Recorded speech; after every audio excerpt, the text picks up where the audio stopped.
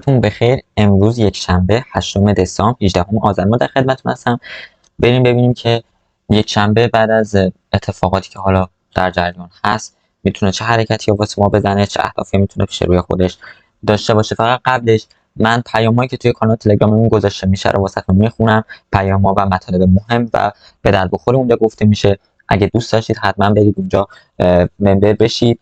به غیر از گذاشتن و پوشش دادن اخبار، ما تحلیل هم واسهتون انجام میدیم. یعنی شما اخبار مهمی که روی بازار تاثیر میذارن، که اون بازار رو هدفدار میکنن، میتونید اونجا ببینید و در کنارش تحلیلش هم ببینید که آیا چه تأثیری میذاره. حالا این خبر اومد چه تأثیری روی بازار میذاره. ما اخبار زرد و اخباری که بی اهمیتن و پوشش نمیدیم که وقت جفتمون گرفته نشه، فقط اخباری رو پوشش میدیم که ارزش پوشش دادن داشته باشه و در کنارش تحلیل هم واسهتون میذاریم که بدونید حالا بعد از اومدن این خبر بازار میتونه چه جهتی به خودش بگیره، چه تو فارکس، چه تو کریپتو و چه اخبار تکنولوژی که میتونه ربط به این دوتا داشته باشه. ما سری هشتگ‌های مختلفی توی کانال تلگراممون داریم. هشتگ خبر ترساکمون ربات ماهیچه انسانی. شرکت کلون یه رباتی به نام ربات تورسو 2 اومده با ماهیچه، مجهز به ماهیچه‌های مصنوعی و قوی‌تر از ماهیچه‌های دست انسان ساخته، که این باعث شده یه وحشتی بیفته بین کاربرانی که حالا این خبر رو دنبال کردن که آیا اگه این مجهز بشه به حالا سیستم‌های خطرناک جنگی میتونه چه پیامدهایی داشته باشه. خبر دیگه‌مون جزو اخبار مهم که پپه رکورد زد. بالاخره ارز دیجیتال پپه به توی مارکت کپ رکورد 10 میلیارد دلار رو رد کرد. تبریک میگم به کسایی که هولدر پپه بودن، این همه مدت پپه رو هولد کرده بودن، شرایط بعدی پپه گذرون، بعدش تو این یک سال خب مثبت شد روز به روز و الان هم مارکت کپش بالای 10 میلیارد دلار شده. پپه زمانی که اومد یه دونه شت کوین بود، اصلا هیچ هدفی رو نداشت، ولی خب جامعه که شکل داد یه دفعه اونو به یه میم کوین خیلی مهم تبدیل کرد. خبر مهم دیگه‌مون میشه به وزارت خزانه‌داری آمریکا اشاره کرد که یه گزارشی اعلام کرده بیت کوین رو به عنوان دارایی ایمن معرفی کرده. خب وقتی آمریکا و وزارت خزانه‌داریش میاد یه همچین چیزی رو پوشش میده، قاعدتا یه خبر خیلی مثبتی میتونه واسه بیت کوین باشه یا حالا کریپتو. و اومدن بیت کوین رو مشابه طلای دیجیتال تو دنیای امور مالی یا غیر متمرکز یا همون دیفای تشبیه کردن که خب این خیلی میتونه مهم باشه. یه خبر دیگه هم هست که جزو هشتگ‌های خبر جالبمون میشه. من هشتگ‌ها رو بهتون میگم که بدونید ما پوشش دهیمون تا چه حد وسیعه و چقدر تحلیل‌های گسترده‌ای انجام میدیم. خبر جالبمون میرسه به بازجویی از بنیانگذار تلگرام یا همون پاول دوروف.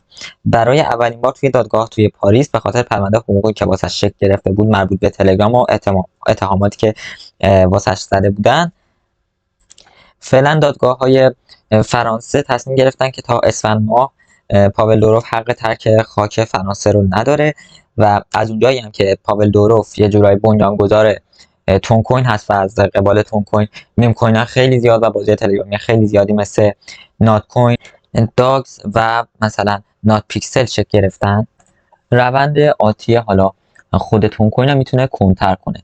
من حالا که موضوع بحثش هست سر بزنم به تون کوین یه بررسی داشته باشیم. بعد از اون همه شتابی که ما بقیه کوین ها گرفتن، ما میتونیم اینجا روی چارت ببینیم که تون حداقل حرکت آنچنانی نکرده. خب تو این مدت بالاخره یه حرکتی رو داشته، ولی اینکه بخوایم بگیم حرکتش خیلی زیاد بوده که تحت تاثیر ما رو قرار بده، نه، واقعا حرکت زیادی نداشته. پس این میتونه یه خبر منفی واسه تون و هولدرهای تون یا هولدرهای میم کوین شبکه تون باشه. مدیر عامل گلکسی دیجیتال مایکل گفته که رسیدن بیت کوین به 100,000 دلار نشون دهنده تغییرات اساسی توی نگرش‌های حالا اقتصادی میتونه باشه و یکی از دارایی‌های 2 تریلیون دلاری 15 سال که از یک ایده فردی به وجود اومده واقعا شگفت انگیزه. یه توصیه خوب دیگه هم از ماکرو استراتژی داریم. آقای مایکل سیلور گفته که جدیداً گفته که هیچ وقت بیت کوین خودتون رو نفروشید، چون مطمئنم تو آینده هر بیت کوین رو با قیمت 1 میلیون دلار میتونید خریداری کنید. خب آینده ای که حالا ایشون بهش اشاره داشتن میتونه 100 سال دیگه باشه، میتونه 1 سال دیگه باشه.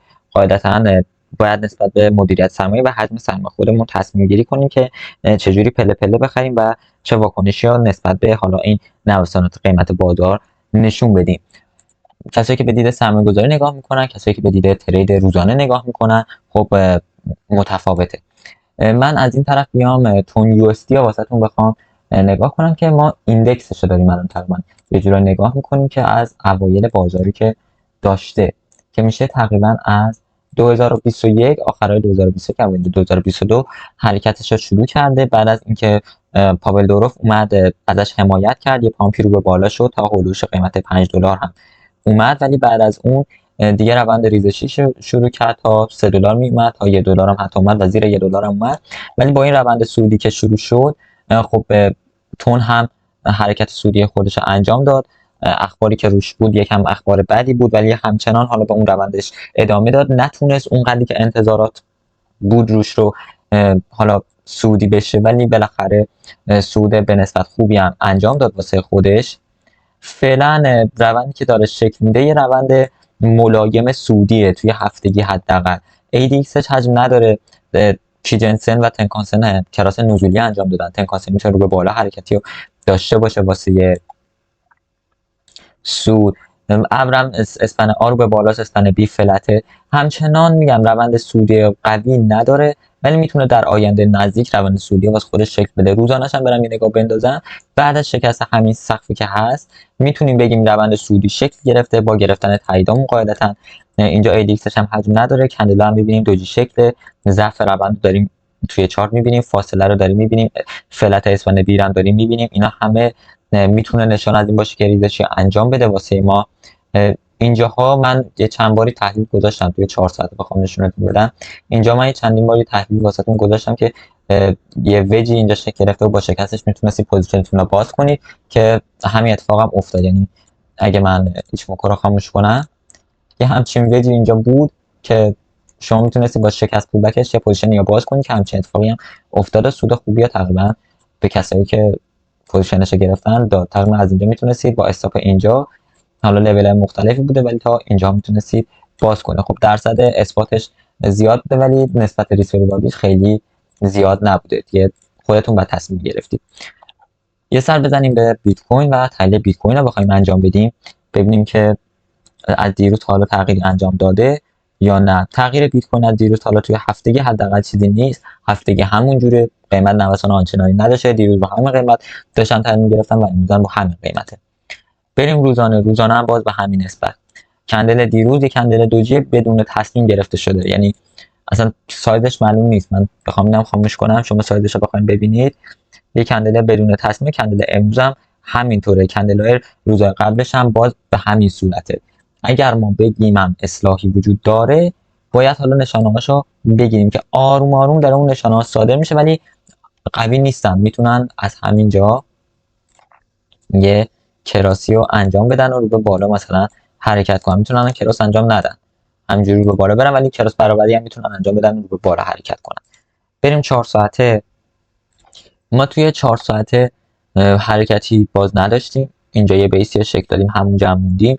تنکانسن حرکت غیر معقولی داره میزنه، شکل و شمال ابرم که اصلا مناسب نیست. بقیه خطوط هم فلج شدن، ADX هم فلج شده. چارت اونجوری دیتایی بهم نمیده. مثلا مثل اینه که بگیم بیت کوین توی بازار فارکس باشه و این 2 روز تعطیل باشه، اینجا رو حذف کنیم. شما اینجا رو اصلا دقت نکنید بهش، ببینید چه اتفاقی افتاده. یه روندی رو داشتیم، اینجا کندل بسته شده و امروز مثلا دوشنبه است کندل باز شده. شما چه مثلا چیزی میبینید؟ یک گپ، فقط یک گپی رو میبینید اینجا. حالا توی فارکس ما میتونیم بگیم که این گپ میتونه پر بشه، بیاد این گپی که مثلا اتفاق افتاده رو پر کنه با این گپ مثلا سودی باز شده، یا نه میتونه پرش هم نکنه، میتونه مثلا تا 90000 تا اصلاح نکنه با این حال که مثلا یه شادویی هم زده. من همچین دیدی رو فعلا مثلا میتونم ازش بگیرم. دیده اونجوری که بگم حالا یا ریزشی میشیم یا سودی ها فعلا ازش نمیتونم داشته باشم. تو 2 ساعت هم خب فقط تعداد کندلا بالاتر، هیچ تغییر آنچنانی نداریم. یه گپ اینجا بوده که این گپ رو حداقل اومد تنکانسن کی جنسن پرش کرد. فعلا کراسی ها انگار میخوام واسه ما شک بدم، ولی هنوز اون فقط مشخص نیست. من هیکنشی هم بخوام نگاه کنم، این کراس شاید داره صورت میگیره، ولی این که بخواد بهمون بگه نزوله سودی مشخص نیست. اسپن بی اینجا فلج شده، ADX هم حجم نداره. میتونن تا اینجاها بیان اینجوری اصلاح انجام بدن رو به بالا مثلا حرکت کنن. من بخوام تحلیل زمانی مثلا واسهتون بگیرم، یه 17 تا مثلا تا اینجا میتونیم داشته باشیم. یه 17 تا مثلا بنویسیم 4H 17 و یه دونه دیگه هم از این ور داشته باشیم که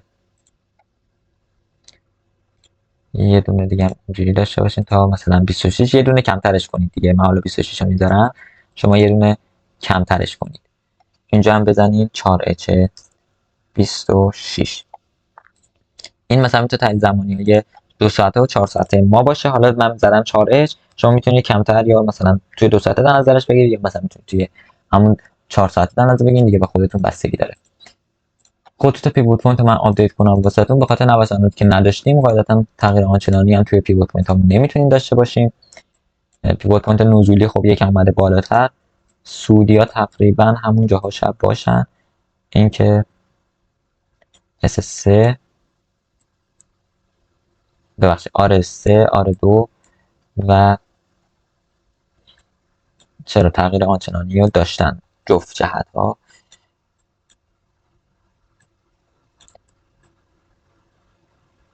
اینجا و یکم اینجا میتونه باشه.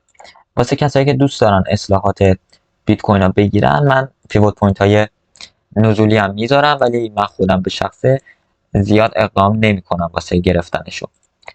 یه ساعت بالاخره یه کوچولو داره شکل چارت درست میشه واسه ما، همچنان درست نیست ولی یه کوچولو داره درست میشه. حجم نداریم از لحاظ ADX، وارد اپ شدیم، نوسانمون زیاده ولی خیلی نرفتیم داخلش، عمیق نشدیم. خب این میتونه یه خبر مثبت باشه. کانال شکستیم، کانال یک ساعت همونو خیلی شکل چمن چارت درست نیست. هر موقع این حرکت رو نشسته دیدید که خلاف رونداری همچین حرکت میزنه، بدونید بازگشتیه و خیلی اعتبار آنچنانی نداره واسه ما. نیم ساعت هم همینطوره، از ضرب قرمز انگار میخوام بشکنیم، میتونه فکرش کنه. ADX هم دوباره حجم داره، تو کل تایم فریم ما ADX حجم نداشته ولی حداقل داره با بالای حرکتی رو میزنه. 15 دقیقه سیگنال بدم بهتون زودتر میشه اینجا، یعنی تقریبا 98910 تا، و واسه لانک هم 100510 تا میتونه خوب باشه. بالای پیوت پوینت که داریم تا این خط سبز رو اینجاها میتونید اقدام به خرید یا فروش انجام بدید واسه خودتون. این دیگه بستگی به خودتون داره که چجوری میخواد پوزیشنتون رو باز کنید. پس فعلا واسه بیت کوین تحلیل پذیر نیست آنچنان، شکل شمال چارت خیلی درست حسابی نیست. ما فعلا روند ساید و رنج رو داریم تو این باکسیم.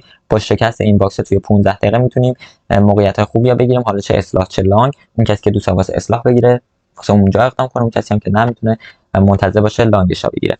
امیدوارم خیلی واسه مفید بوده باشه. اگر خیلی خوشتون اومد میتونید لایک کنید، اگه نظر انتقادی دارید توی کامنت ها میتونید واسه من بنویسین. اگر هم کلا خیلی خوشتون اومد میتونید دیسلایک کنید. موفق و پیروز باشید.